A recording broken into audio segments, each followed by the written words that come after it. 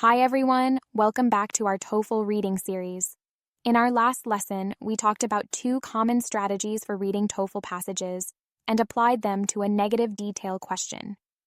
Today, we'll take those strategies further by tackling 2 important TOEFL question types, inference questions and rhetorical purpose questions.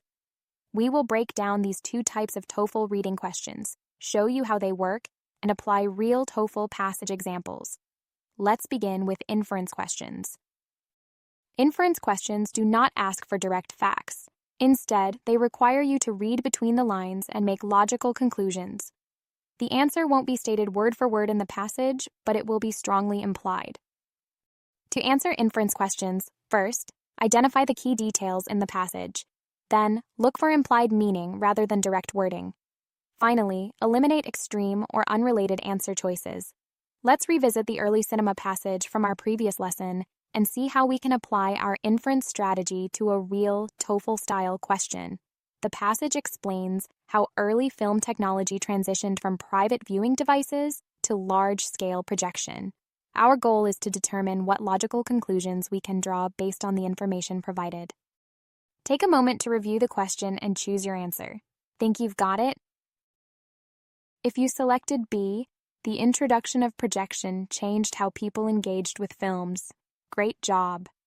The passage describes how projection transformed cinema from a private experience to a shared public one.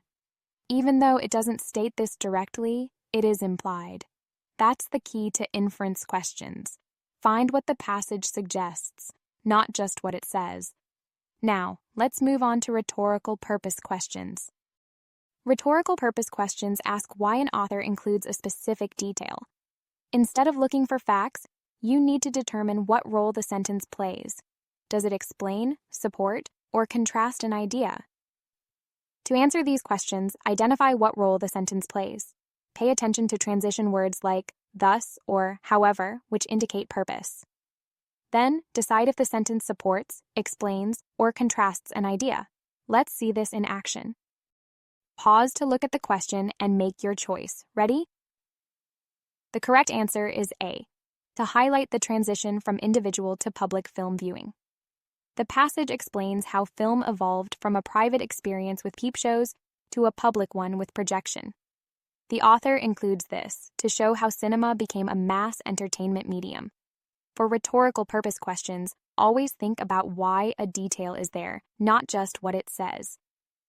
Here's what we learned. Inference questions require you to read between the lines and focus on implied meaning rather than direct statements. Rhetorical purpose questions ask why the author included specific information. Think about whether the sentence supports, explains, or contrasts an idea. With these strategies, you will approach these TOEFL reading question types with confidence. If you want more practice, access over 4,000 real TOEFL questions, try AI-powered scoring, and take full-length mock tests to improve your score. Click below for a free trial, and I'll see you in the next lesson.